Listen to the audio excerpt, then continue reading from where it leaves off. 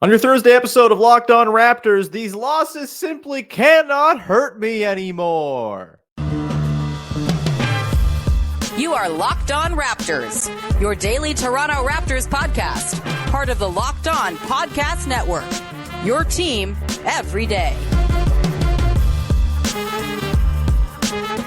Hey, what's going on? And welcome to another episode of Locked On Raptors, part of the Locked On Podcast Network, your team every day. It is Thursday, March the 14th, and I'm your host, Sean Woodley. I've been covering the Toronto Raptors now for 10 seasons on various platforms. You can find all my work over on the Hell website at Woodley Sean. You can find the show on Instagram at Locked On Raptors, and of course, you can join us in the Locked On Raptors Discord server. The link is in the description of the podcast. It's free to join, and it's a great place to come hang out, talk ball, talk movies, talk food, talk all sorts of things as your Toronto Raptors lifelessly stumble towards the end of the season. So come hang out over there. Of course, you can find the show for free wherever you get your podcasts. Follow, subscribe, rate, review, tell a friend. Always appreciated when you support us. Helps us in the charts, help us with the algorithms and all that good jazz. Plus, we are on YouTube. You can go subscribe to the Locked On Raptors YouTube channel. Hit the little notification bell. You'll get a heads up via push notification every single time the show is about to premiere, so you never miss a second. Today's show is brought to you by our friends over at Prize Picks, the easiest and most exciting way to play daily fantasy sports. Go to prizepicks.com/lockedonnba. Use the code all lowercase LOCKEDONNBA for a first deposit match up to $100. And we get rolling here talking about a Toronto Raptors 113-104 loss to the lowly Detroit Pistons, their second loss to the Pistons this season. Of course, the first one came on the day of the OG Anunoby trade when they had no one available. And you don't want to be racking up losses to the Detroit Pistons. Here to talk about this loss. And, I think the sort of creeping sense of numbness that has washed over myself and perhaps the entire fan base is our pal, the God of the Game recap, Jamar Hinds from Raptors Republic. Jamar, how you doing, my man? I'm doing good, and if it makes you feel any better, the Raptors are not the only team that has lost to the Pistons twice. You also have the Hornets, and the Chicago Bulls, who are in a play-in spot. They've lost to the Pistons twice. So actually, the Bulls are the team that gave the Pistons their above 500 record of 2-1 before they lost 28 games in a row. What a glorious note of NBA history in the 2023-24 season. I mean, hey, Bulls and Hornets, that's the company you definitely want to be keeping. It's good times right here for the Toronto Raptors. And look, we obviously come into this with, trying to talk about the basketball that's happening, trying to contextualize things, take the bigger picture view. I think that's the thing the show does pretty well, is take the 10,000-foot view of what's going on. And Jamar, right now, my 10,000-foot view is a kind of a bleak expanse of nothingness. And I'm at the point, my big takeaway from this game is I don't really care that they lost to the Pistons. It's just, I'm numb at this point. The team is not the team. They played, depending on how you feel about Ochai Agbaji, 3 at the most 4 players who are going to be involved in the plans for next year's team. They are playing a slew of 2-ways and 10 days and converted NBA players who are on the fringes of the NBA landscape. It's just the Pistons last night were the better team talent-wise. They had basically their whole team intact except for Asar Thompson and, of course, the King Malachi Flynn himself.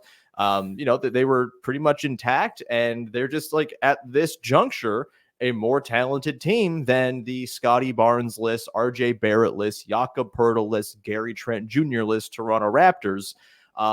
Is there anything from this game that raises an alarm bell for you? Or is this just sort of this is what happens when you're at this point of a lost season where all of your best players are hurt and there's just very little structure and sort of fundamental basis upon which the team can really perform?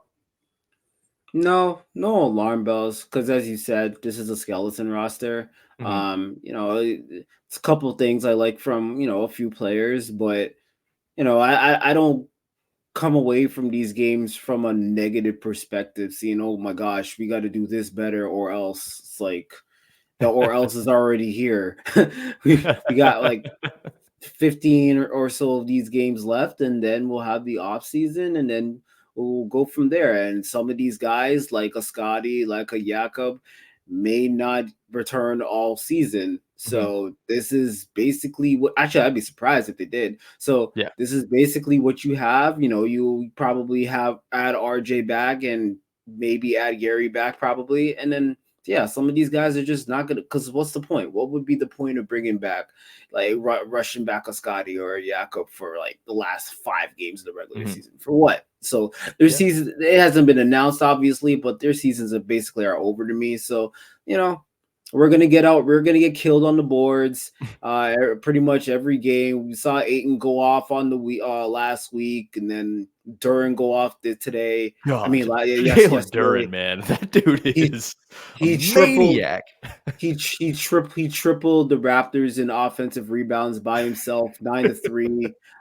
He had 24 and 23. Cool note about him though, he's the only Shaq and Dwight Howard have had 2020 games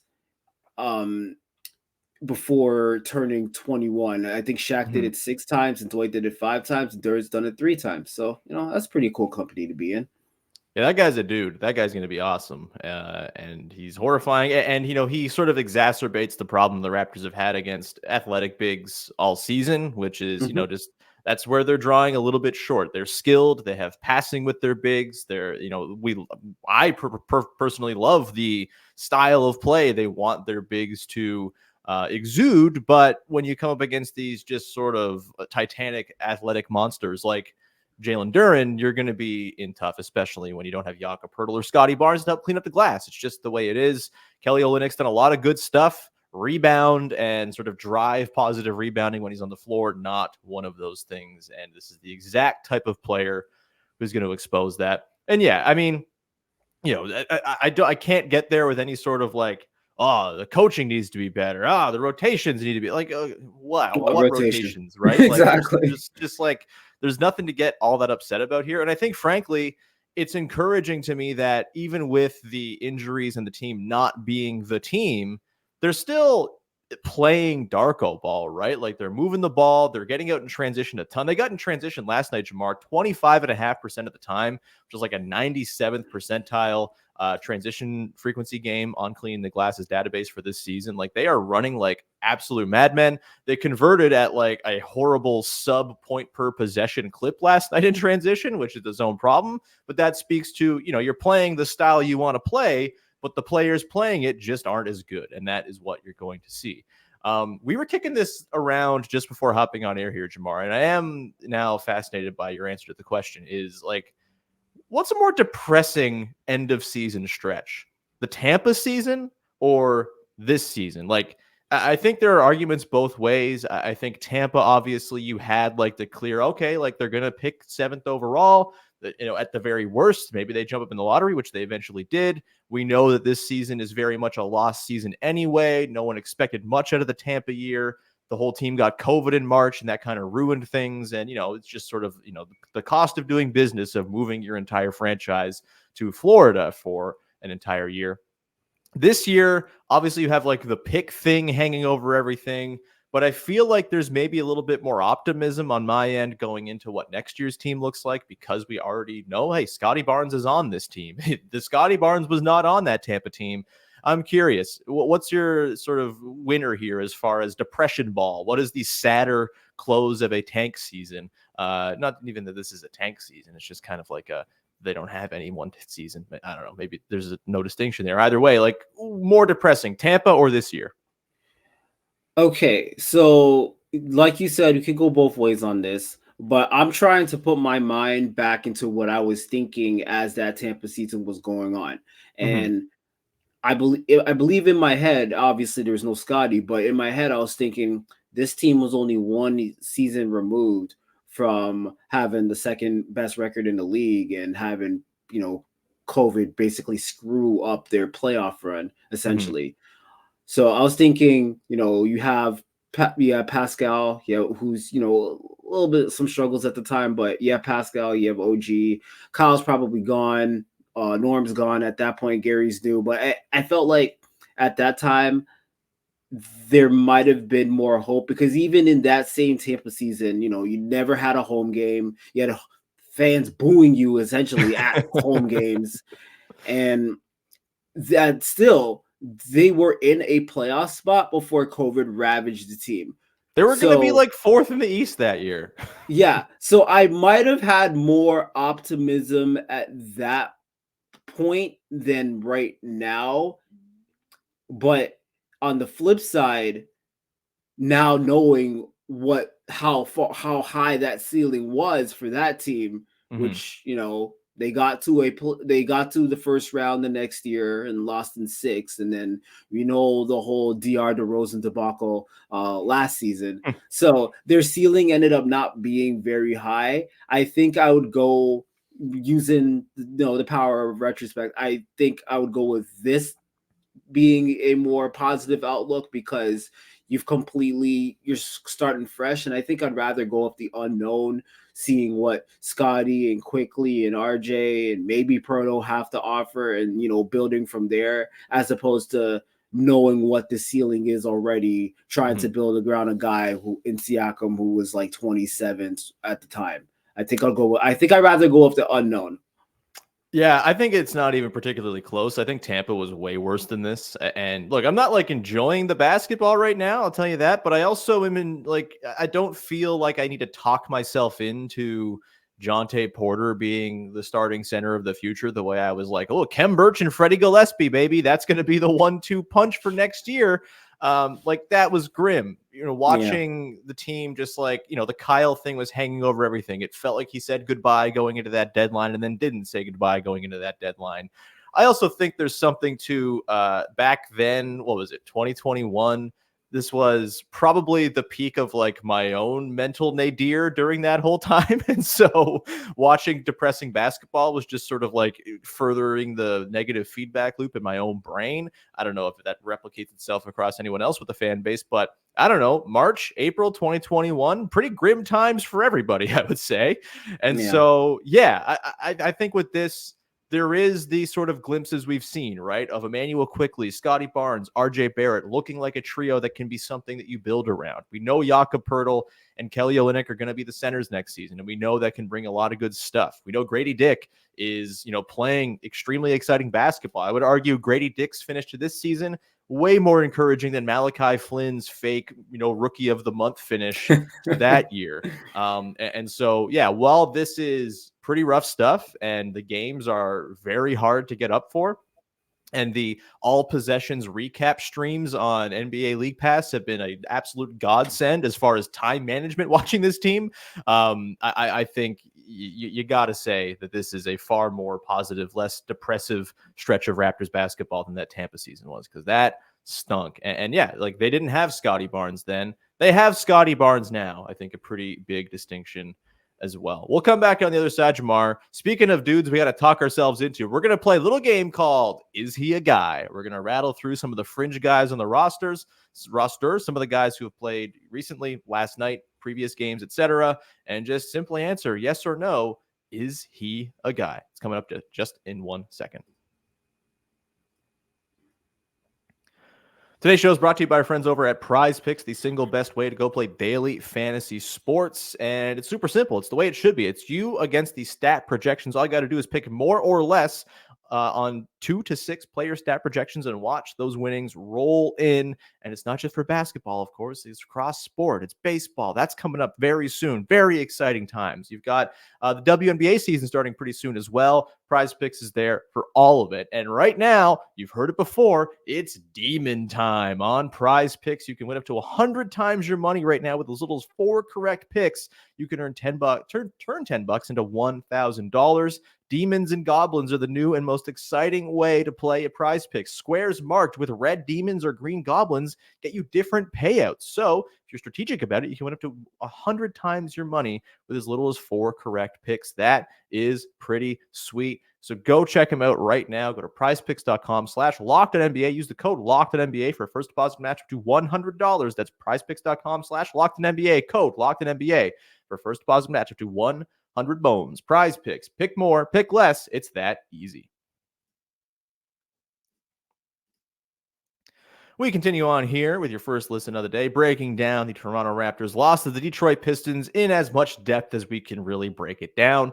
And so let's get to it. We're going to play is he a guy? We're going to run through some of the bench guys. Some of them had, performances of note or non-note last night, and dig into who we think is making a claim to be on next year's team, aka a guy. Just sort of setting the table. We know Scotty Barnes, RJ Barrett, Emmanuel Quickley, Jakob Poeltl, Kelly Olynyk, Grady Dick, Ochai Agbaji, Jalen McDaniels, and Chris Boucher are the guys under contract for next season. Would imagine at least one or two of McDaniels, Boucher, even Agbaji aren't on the team next year, just from offseason moving and shaking. We'll see there. Bruce Brown hanging over everything, Gary Trent Jr. hanging over everything. Those guys don't really fall into the bucket that these other guys fall into. So we'll save the Bruce Brown and Gary Trent Jr. talk for another day. By the way, decent game from Bruce Brown last night. 17 points, 8-12. Not so bad. But let's dive into the other guys here, Jamar, and just determine whether or not we think they are a guy or not. Let's start with Jontay Porter last night against the Pistons. 10 points, 6 boards, 6 assists. Another, 5 or more assist game from him over the last couple. Hitting his threes. He was 2 of 5 from deep last night. Continues to not be so good at hitting 2-pointers. Just 1 of 3. Sorry, 1 of 1? Yeah, no, never mind. 1 of 1. He only took the 2-point attempt last night and hit it, so good for him. But he does not like to take twos. That said, passing from the elbows, doing some stuff, moving his feet on defense, trying to hang in there. Is Jontay Porter a guy? I've muted you. Sorry. 4 blocks too, and I think box score robbed them of a steal because I counted 2 and they only gave him 1. I could see Jontay at the end of the bench. So I'll say he is a guy. I mean, I don't expect him to be like fully in the rotation. If he is, that might be a problem, but I think he's a guy that could be at the end of the bench. He's kind of taken on a little bit of what Kelly does in terms of playmaking. He was at the 3-point line a lot, finding cutters. So I think he can be a guy. He brings some versatility, especially with the shooting and with the shooting and the passing. He brings some versatility that you don't get from your typical big. Yeah, I mean, the nice thing about Jontay Porter is if he's in there, he allows you to play the way that they clearly want to play through their bigs. I think because Olynyk and Poeltl are such similar players in terms of running stuff there, I wouldn't mind having like a different look, just like a pogo stick rim runner athletic type. Yeah. Maybe more of like a switch defender type. Like that wouldn't be bad, but like I don't think it's a bad thing if you lose one of Olynyk or Poeltl to have Porter to come in and say, hey, he's not the same level talent-wise, but he can allow you to run your stuff the way you like to run your stuff and pass guys into looks and all that. And so I think there's something there. I agree. I think Jontay Porter is a guy. I think he's like a perfectly fine third center. Sort of like 5th rotation big, between your 4s and 5s. If Olynyk's going to slide to the 4 sometimes, which we saw a little bit of those two playing together last night. I'm not sure how much I love Olynyk at the 4 defensively, but, he does some stuff offensively to make it viable. So, yeah, I think Jontay Porter's a guy. I would not be penciling him in for like backup duty or anything like that, but 11th, 12th guy on next year's team, 100%. I think he could do a whole lot worse, and it's been a nice little story to see Jontay Porter find himself. Let's go Jordan Nwora. Is Jordan Nwora a guy? 12 points last night, 3 steals, the most defensive contribution he's done as a Raptor, arguably. 5 of 11 from the field, 2 of 6 from downtown, 2 boards. What you got for Jordan Nwora? Is he a guy? I mean, he's had some scoring ability outbursts. Defensively is an adventure. There is one play where Wiseman just went straight down the lane and it had his best highlight I've probably seen from him in a while or just let him do it. I'm leaning towards, despite this, I mean, there's a bunch of guys at the end of a bench that can score. I'm leaning towards no. Bingo. I'm leaning towards no. It wouldn't shock me to see him on the roster, but I'm leaning towards no. I've liked him at point like the Hawks game when he was going nuts. I forget how many. I think it was like 24, 9, and 6 in that game, and that's cool and everything. But that was also a game where everybody was out. I mean, I've liked some things I've seen from him. We've talked about him in a couple pods ago, but I'm going to lean towards no. Yeah, the fact that we keep on going back to that one game where he looked good like a month ago is perhaps not a great telling sign. Yeah, the offensive punch, like, yeah, he can get on a heater. Like you said, a lot of dudes at the end of bench can get on heaters. Everyone's very, very talented in the NBA. These are the 450 best players alive. I would not say Jordan Nwora is one of the 450 best defensive players alive. And that is where you touched on it with the, the blow bys to James Wiseman, just the sort of routine instances of him dancing in the middle of nowhere, kind of running around in rotation, not really knowing what to do, getting absolutely dusted off the bounce. It's not there for me with Jordan Nwora. This team needs 6'8" dudes who can defend. He's 6'8". He can't defend. He is not a guy for me.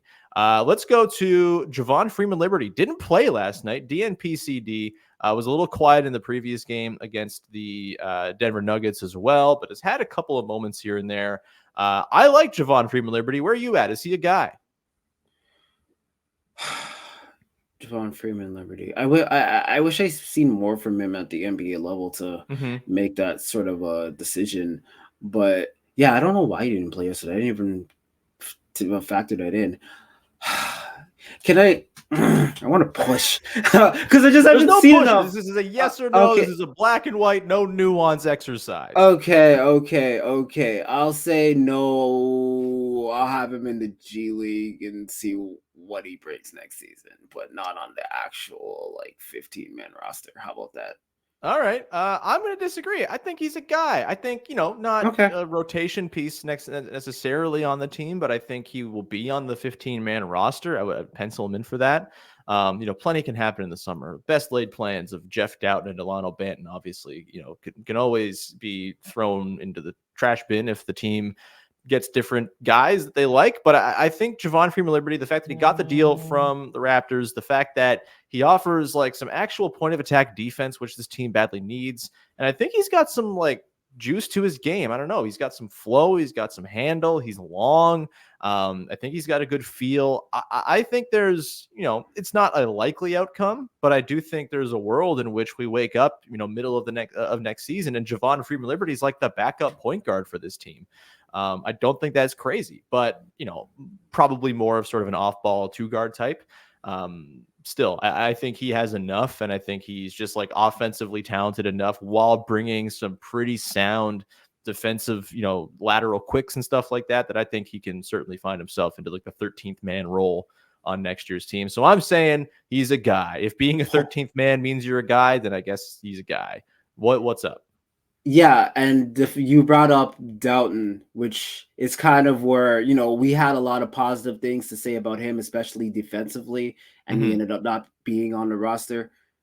So that's kind of where I'm at too, where it's okay, I've seen a couple things, but I don't know if I've seen enough, but we'll know. Yeah. Let's get into just the next three guys. I'll just say their names, and if anyone is a guy, you can pinpoint them as a guy in the interest of time. DJ Carton, Jahmi'us Ramsey, Mohamedou Gay. Any of those guys to you, Jamar?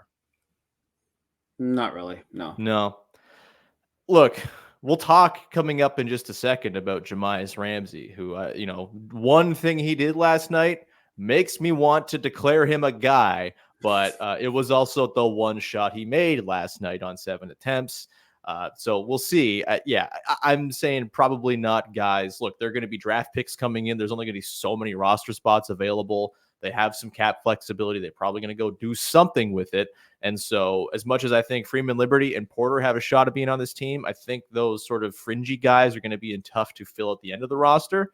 So, yeah, Carton, Ramsey, Gay, I'm going to say no to all of them as guys, but we'll come back in just a second here, Jamar. We'll run through the good, the bad, and the and my good is all about the one thing Jahmi'us Ramsey did in this game to make me very excited about him potentially being, quote-unquote, a guy. We got that coming up in just 1 second. Today's show is sponsored by Robinhood. Did you know that even if you have a 401k for retirement, you can still have an IRA? Robinhood has the only IRA that gives you a 3% boost on every dollar you contribute when you subscribe to Robinhood Gold. But get this, now through April 30th, Robinhood is even boosting every single dollar you transfer in from retirement accounts with a 3% match. That's right, no cap on the 3% match. Robinhood Gold gets you the most for your retirement thanks to their IRA with a 3% match. This offer is good through April 30th. Get started with Robinhood.com/boost. Subscription fees apply. And now for some legal info. Claim as of Q1 2024, validated by Radius Global Market Research. Investing involves risk, including loss. Limitations apply to IRAs and 401ks. 3% match requires Robinhood Gold for 1 year from the start of the first 3% match. Must keep Robinhood IRA for 5 years. The 3% matching on transfers is subject to specific terms and conditions. Robinhood IRA available to U.S. customers in good standing. Robinhood Financial LLC, member SIPC, is a registered broker-dealer. And we round out the show here. Your first listen of the day. Thanks so much for hanging out. Jamar Hinds is here. We're going to get into the good, the bad, and the in 1 second. Just a reminder, Locked On Sports Today 24/7 is your all-day streaming channel on YouTube where you can go find Locked On shows covering the national stories from the national podcast and, of course, the biggest local stories around the sports world with our local experts from the Locked On Podcast Network, giving you all of them juicy details with only the perspective that Locked On can provide. So go check that out. Locked On Sports Today 24/7. Okay. Jamar, let's get into it. The good, the bad, and the It's the way we close out every game recap episode of the podcast here. A thing we liked, a thing we didn't like, and a thing that has us a bit intrigued from the latest Toronto Raptors basketball game. Let's get into the good. I teased my good before. I'll just get into it. Did you see Jahmi'us Ramsey's windmill dunk? That was sick as hell. I love dunks. This team has been light on dunks since trading away Precious Achiuwa and OG Anunoby. Scotty Barnes not available. That has, cut into their dunk quotient as well. It's been a barren desert out there, Jamar, and that Jahmi'us Ramsey windmill dunk was an oasis in the midst of the rolling dunes of Arrakis. Man, oh man, tons of fun. I love dunks. Did you like this dunk, Jamar? Yeah, it was great, and I'm going to get into that a little bit more in my portion. Oh, hell yeah! But we'll leave that as a tease. Yeah, what's up? But as far as my good is concerned, we've already talked about Jontay. I think that was probably his best NBA game, to be honest. Sure. But I'm going to go with Emmanuel Quickley finishing at the rim, something he normally struggles with. He was 6 for 9. This is unbelievable. Carry on. So we've kind of crisscrossed in this. We have. But yeah, he's 6 for 9, finishing at the rim, and I just liked. He had a good feel for change of pace, and change of pace, hesitation moves, getting into the paint, because he only shot 2 for 8 from 3. Most of his points came at the rim and finishing at the rim. And I guess the question you're gonna have is this sustainable? But I was really impressed with that aspect of Quickley's game yesterday. He finished with 25 points, 8 assists. But yeah, the finishing at the rim is something that he struggled with and didn't really struggle with that in this game. So I was happy with that.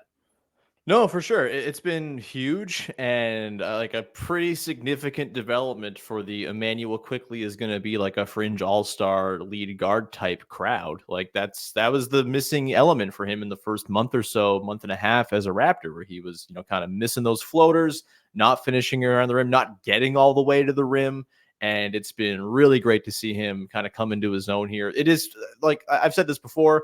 Quickley was like the first segment on 3 straight podcasts after games. He is the best thing about this team right now. And watching him sort of figure things out and sort of understand his powers on the fly, extremely fun in the moment and like really important for what this team is going to be down the line as well. I am very much on the IQ Rocks train.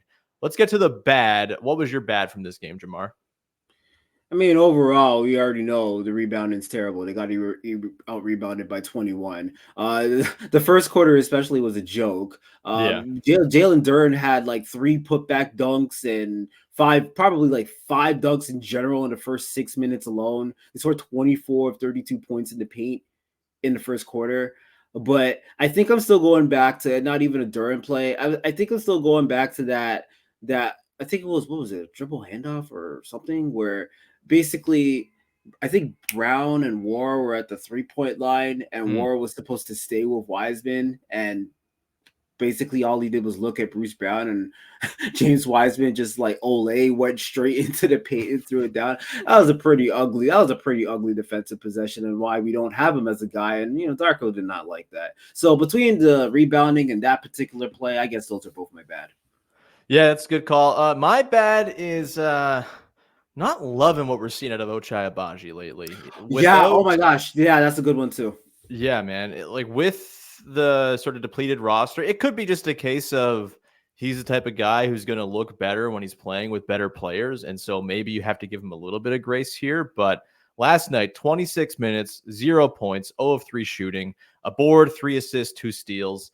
I feel like his defense, there are moments where it looks good and he's kind of, locking dudes up at the point of attack. But I do think maybe the idea of Ochai Agbaji's defense is sort of better than Ochai's defense in practice right now. And I think just because this team is so bereft of anyone with defensive resistance at the point of attack, he looks a lot better by comparison.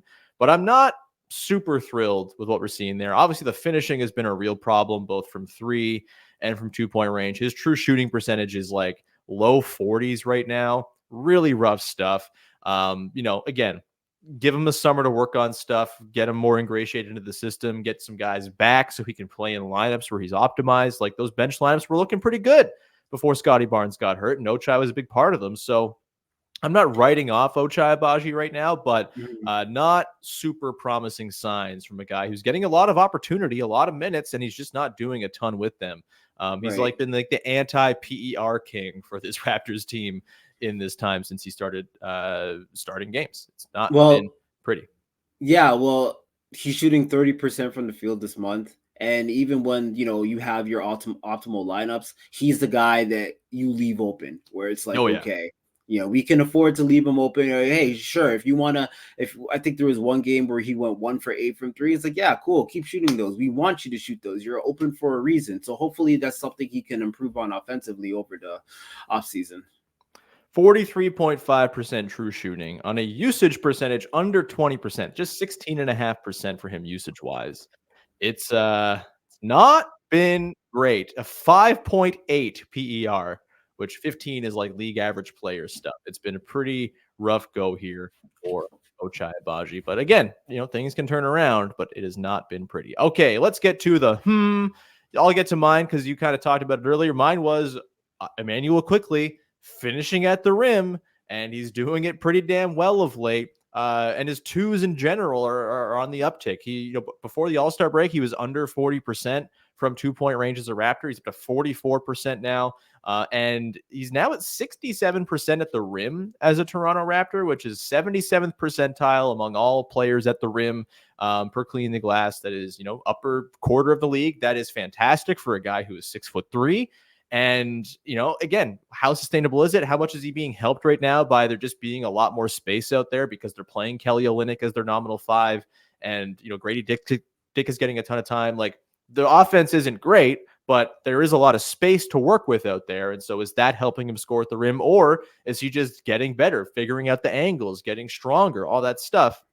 Keep an eye on it. But 67% at the rim, if he's hitting at that rate at the rim, the possibilities become a lot more interesting when it comes to the high-end outcomes for Emmanuel Quickley. That is really, really interesting stuff. So loving that. That is fantastic. I'm glad we both had a little IQ love in here because IQ is, again, the best show in town right now. What was your from this game? So this is for the real hardcore Raptors fans, and I'm curious to see what the comments would be regarding. I have a question to pose.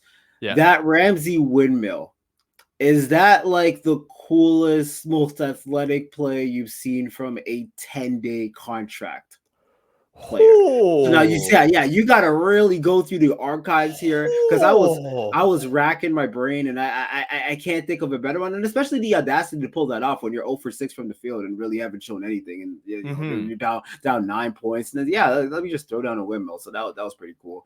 But I'm trying to rack my brain. I mean, I'm seeing a ton of games, and I'm just trying to think of all the 10 days. So I've probably seen for a game or two. Because remember, his 10 days started a while ago. So that might be the last moment you see of Ramsey.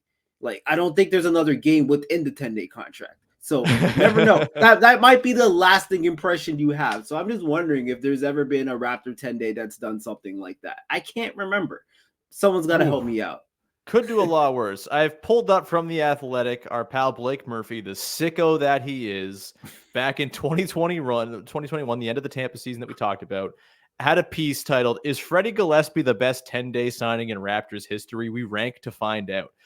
So he's got 31 dudes ranked here. Wow. This doesn't include guys from the last few seasons, but you've got names like Dante Hall, Omar Cook, who was like my guy, who had one big game at the end of the year and made me think he was like something. The one guy who comes to mind, if I'm scrolling all the way to the top of this list, obviously Ben Uzo was a 10-day guy. He had a triple-double. I don't know if there was a single play in there that really stood out as like, oh, like that's incredible.